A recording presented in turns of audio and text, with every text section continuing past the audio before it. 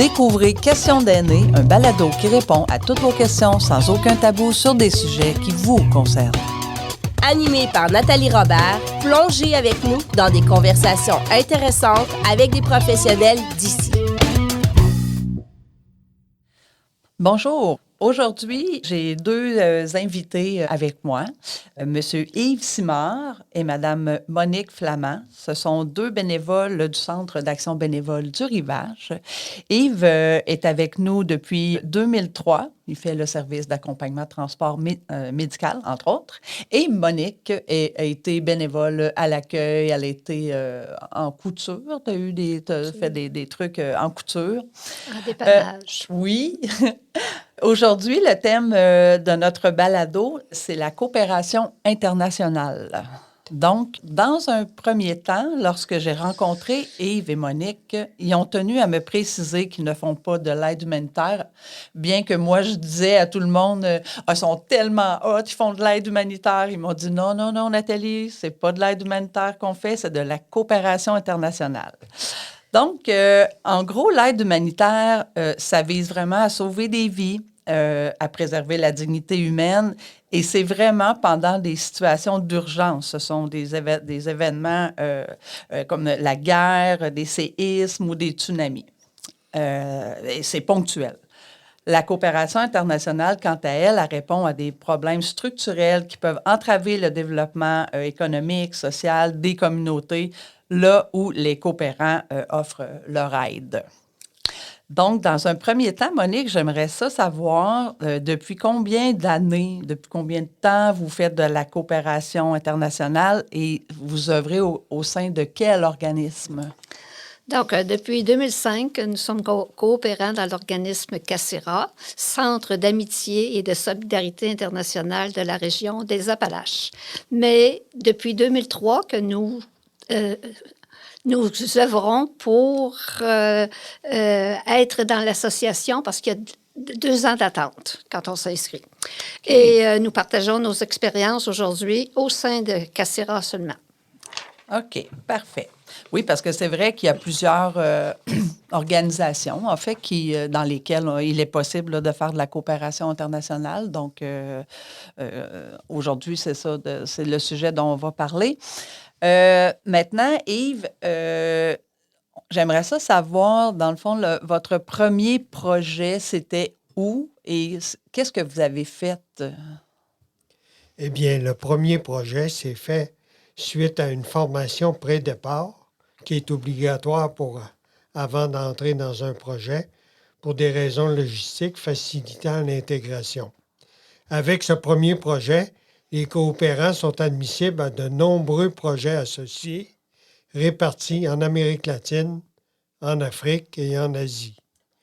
Donc, pour notre première expérience au Guatemala, nous sommes affectés à l'activité conteneur.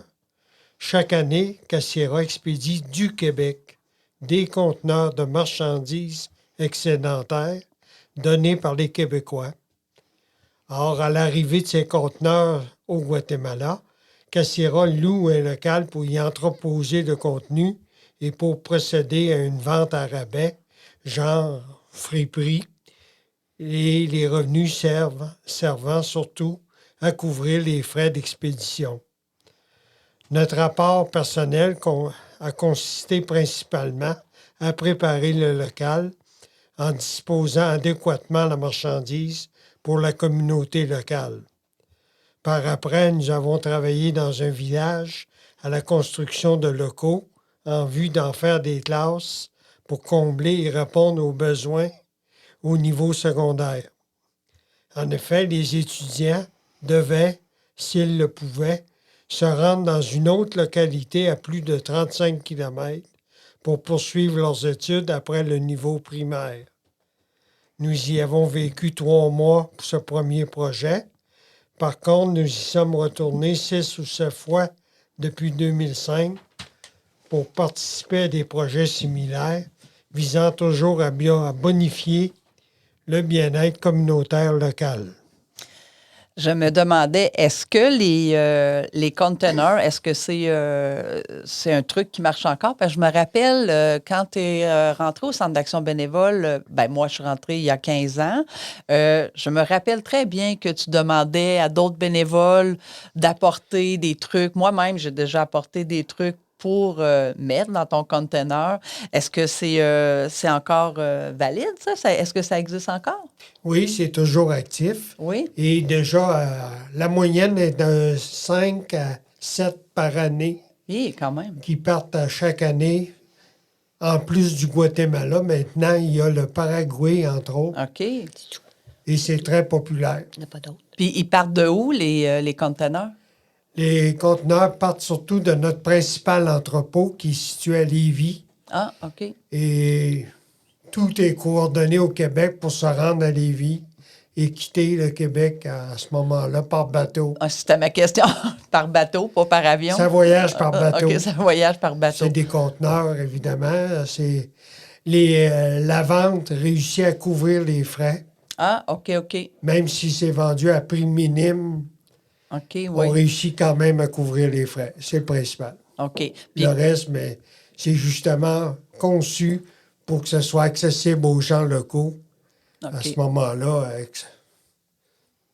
c'est très pratique. Oui, puis là, dans le fond, les conteneurs, est-ce que c'est décidé avant, ils vont dans quel pays ou OK, c'est déjà décidé Oui. de quel pays ils vont? Oui, parce que c'est coordonné avec les gens en place là-bas pour le fonctionnement, la vente et la mise en marché, dans le fond. OK, puis ça, c'est juste chez Casira. Il y a 10 conteneurs par année. En moyenne. Hey, c'est beaucoup. Je suis vraiment épatée, vraiment. Mais il me semble que ça fait longtemps que vous n'avez pas demandé des objets. vous en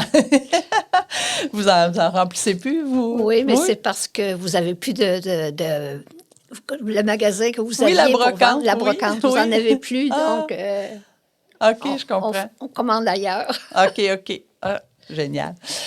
Monique, j'aimerais ça, si tu pouvais nous partager, en fait, je me demande comment vous faites pour choisir, une destination plus qu'une autre. Comme là, je crois que vous allez partir pour le Vietnam. Oui. Fait que vous faites comment pour faire un choix, dire on va aller là plutôt que là? Il faut dire qu'au début, en 2005, on n'avait pas le choix, c'était seulement le Guatemala. Et c'est à partir de 2010 qu'on s'est étendu dans d'autres pays.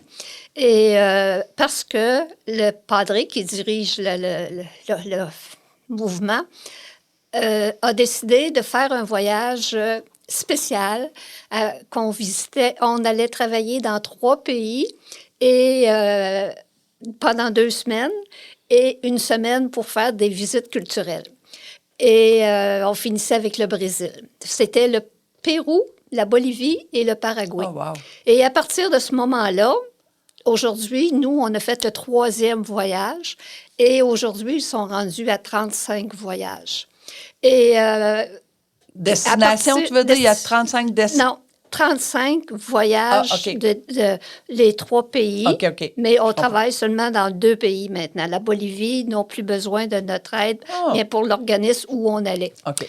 Donc, après ces 3 pays-là, les projets se sont développés au Pérou, au Paraguay, et il y a d'autres pays les gens ont trouvé d'autres pays pour qu'on puisse aller faire de collaboration internationale. Oui. Et ça dure depuis 2010. Mais vous faites comment quand même pour choisir, moi, je préfère aller là que là. Est-ce que c'est vous qui décidez ou c'est Casira qui décide? On a des retrouvailles à chaque année, OK. habituellement au mois de mai. Et aux retrouvailles, chaque projet a un kiosque et on fait le tour. Puis là, bien, on regarde, il y a des photos, il y a des vidéos et on regarde qu'est-ce qui peut nous intéresser. Okay. Et le fonctionnement maintenant, c'est qu'il faut s'inscrire à 2 projets. 2 projets. Dès qu'on en a un de fait, bien, on peut s'inscrire à un autre projet. Et ils suivent la liste d'après ton inscription. La liste d'attente? La liste maintenant? d'attente, OK, oui, d'après ton inscription. Il y a des fois que la liste, ça va vite parce que des gens ne sont pas prêts à partir tout de suite ou il y a de la maladie ou plusieurs raisons. Ouais. Donc, quand même qu'on est au numéro 75 dans la liste, on risque d'être appelé dans l'année qui s'en vient ou tout dépendant de la quantité de projets, comment je dirais, là, c'est comme, je te dis, en République dominicaine, là, eux autres, ils fonctionnent, ils ont 3 voyages par année. Et l'autre pays, c'est deux projets par année. Puis, on peut retourner au Guatemala ou même dans d'autres pays aussi, que tu peux être là plus qu'un mois. Normalement, le projet, c'est un mois. OK. Mais comme au Guatemala, tu peux y aller 2 mois, tu peux y aller 3 mois selon ta disponibilité et selon la disponibilité de la maison pour nous accueillir. Oui, aussi, parce que vous êtes vraiment accueillis par la communauté là-bas, donc vous avez oui. des structures qui vous accueillent. Oui, puis on a toujours un représentant du Québec qui est là aussi pour nous, chef de projet, là, qui nous accueille et qui nous dit où est-ce qu'on va travailler puis qu'est-ce qu'on fait. Wow. Donc, en fait, c'est au mois de mai, normalement, que vous décidez où est-ce que vous allez. Selon les vidéos que vous voyez, les photos que vous voyez, vous dites, ah, moi, ce projet-là, il me semble intéressant. Vous voyez les photos, les vidéos, ça vous, ça vous stimule. Donc, exact. C'est de cette façon-là. D'accord. Yves, est-ce que vous auriez des conseils à donner peut-être à des futurs coopérants qui voudraient s'impliquer éventuellement, faire ce genre d'expérience de solidarité internationale?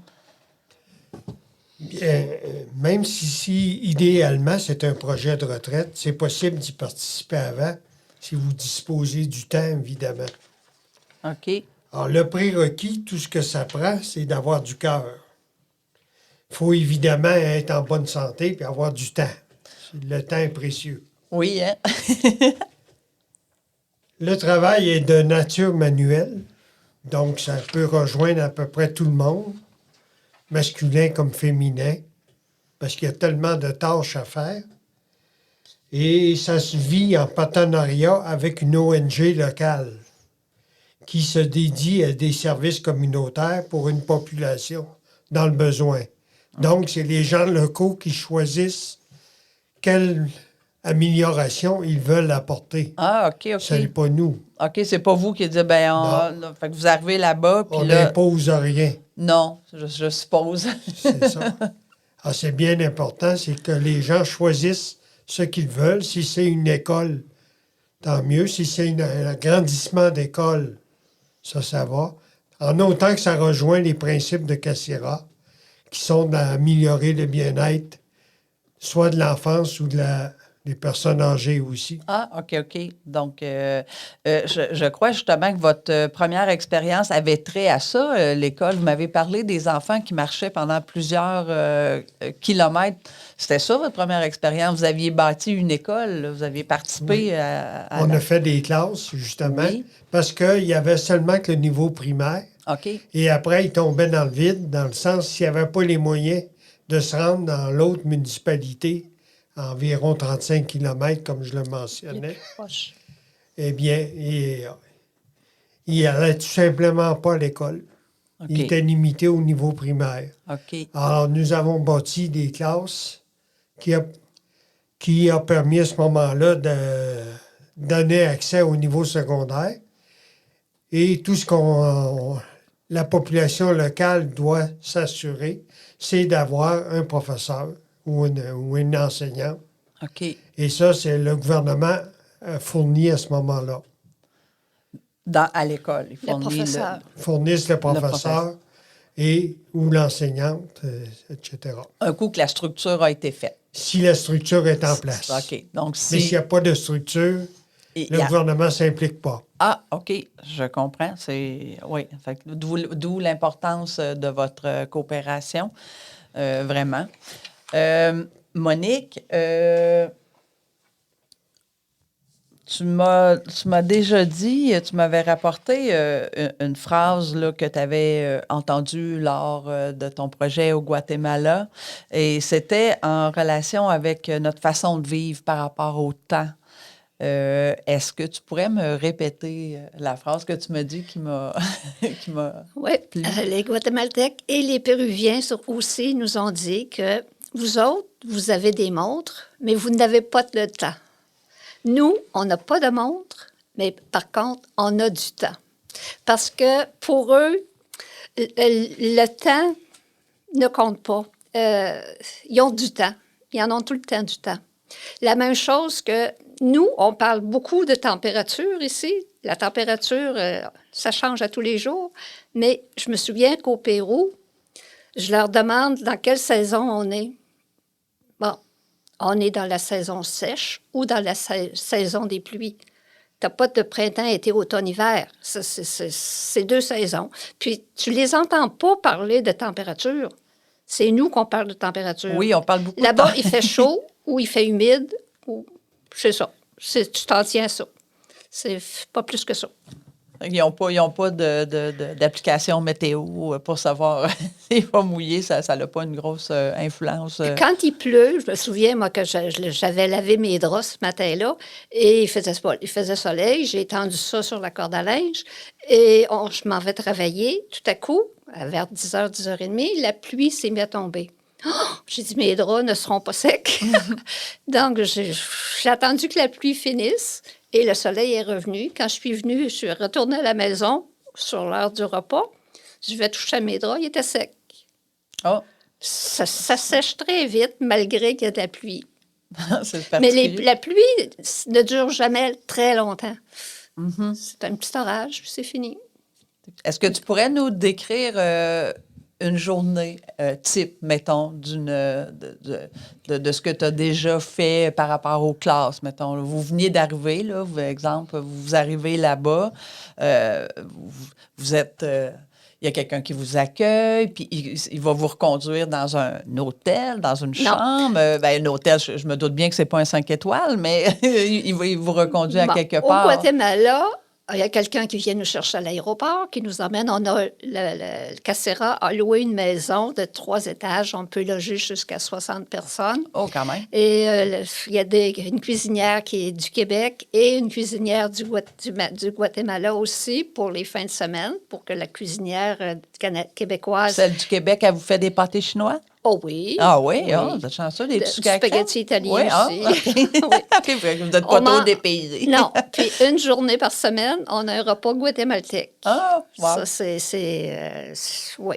Des tortillas, c'est comment on appelle ça, là? Les fèves rouges, là, Oui, les haricots rouges. Frioles. les frioles, c'est ça. Et tout ce qui est guatémaltèque. Et c'est apprécié, au moins une fois par semaine, qu'on puisse goûter à ça. Oui. Et même nous, quand on était à la campagne, des friolaises, on en avait le matin au déjeuner, on en avait le midi pour le repas du midi et on avait le soir. Et c'était 3 recettes différentes. Le matin, c'était des fèves seulement cuites dans le bouillon. Le midi, elles étaient écrasées dans le bouillon. Et le soir, c'était presque une pâte. Comme une pâte, parce que le bouillon avait tout rentré dans les fèves. Oui. Et on a appris comment manger ça. Faut que tu manges des friolaises avec du fromage. Donc, du fromage qu'ils font dans leur pays, parce que où on était, il y avait une garderie. Et les mamans venaient reconduire les enfants, mais quand ils n'avaient pas d'argent pour payer la garderie, ils apportaient du fromage. Donc, on avait du fromage local, du fromage fait avec du lait de chèvre. Et on mangeait ça avec nos friolaises et c'était très bon. Oui, ça doit faire différent parce que là, déjeuner, dîner, souper, je suppose qu'à un moment donné... Disons que les premières journées, tu prends pas beaucoup de bouchées. Je suis contente de 2 bouchées, puis tu peux augmenter avec le temps. C'est comme dans l'émission « Sortez-moi d'ici ». Ça. Mais c'était apprécié. Puis à part ça, dans la maison, mais là, tu as tous les services. Tu as tes douches, tu as des laveuses pour qu'on puisse laver notre linge, et des cordes à linge. Et, il y a des fois, il faut faire le gazon aussi parce qu'on a un petit jardin. Fait que vous avez des journées de congé, je crois. Oui, on a 2 journées de congé par semaine. Habituellement, c'est la fin de semaine. Et la fin de semaine, bien, là, on en profite pour faire des voyages Exploratoire. Oui, exploratoire. Et ça, on part en groupe. Les premiers temps, on allait à Tikal. Après ça, on allait... c'est sûr qu'on avait une journée qu'on allait à la plage pour se reposer. Oui, l'air salin, c'est bon. Et on allait escalader le Pacaya. C'est un volcan qui n'est pas actif, mais de temps en temps, on voit la fumée qui sort. Et visiter le centre-ville aussi. On visitait les attractions. Là, oui, dans le fond, c'est ce que vous m'aviez déjà parlé. À chacun de vos voyages, lors de vos journées de congé, c'est précis, les endroits où vous allez, vous les connaissez déjà, vous savez que vous allez visiter tel et tel... Quand tu vas au Guatemala, les premières fois, pour un mois, tes 4 fins de semaine sont occupées. C'est défini. Il y a une fin de semaine, on va au lac Atitlan. L'autre fin de semaine, on va à la plage. L'autre fin de semaine, on va au centre-ville. Et après ça, on va aussi à la plus vieille ville du Guatemala, qui était une ancienne capitale, à Antigua. Et à Antigua, bien, si tu veux, tu peux y aller au Guatemala 1 semaine supplémentaire que tu peux suivre des cours d'espagnol dans une école avec un professeur, un élève. Et tu visites la belle petite ville d'Antigua parce que c'est une très belle ville. Et vous m'avez mentionné que votre prochaine destination, en fait, c'est au mois de mars, je crois, vous allez nous quitter. Donc, Yves ne sera plus disponible pour faire l'accompagnement pendant un bout. Et vous allez au Vietnam, je crois. C'est au Vietnam, dans un orphelinat qui reçoit des enfants handicapés et dans lequel on va rafraîchir des locaux, tout simplement. Alors, ça veut dire de la peinture, du tirage de joints, des réparations mineures comme les escaliers ou des rampes, etc. Okay. Est-ce que c'est la première fois que vous allez au Vietnam? Ça va être votre premier voyage? C'est notre premier voyage au Vietnam, mais ce n'est pas le premier en Asie. Ah, OK. C'est notre 3e en Asie. Vous étiez allé où auparavant? Auparavant, on avait fait le Cambodge au printemps dernier. OK, oui, je me Et rappelle. avant ça, on avait l'Indonésie, entre autres à l'île de Bali et à l'île de Flores. Est-ce qu'il y a des structures, on va dire, là, qui vous reçoivent, qui sont mieux organisées ou moins organisées? Exemple, je sais pas, moi, les lits. C'est important, le sommeil, de bien dormir. Y a-t-il des places où vous avez dit, oh mon Dieu, c'est épouvantable de dormir sur une paillasse de même? Oui, c'est arrivé déjà que, justement, quand on a fait notre voyage, qu'on faisait 2 semaines dans 3 pays, on dormait dans une école, dans les classes, parce qu'il n'y avait pas d'école. C'était des lits... en tout cas, le matelas, il n'était pas très, très bon.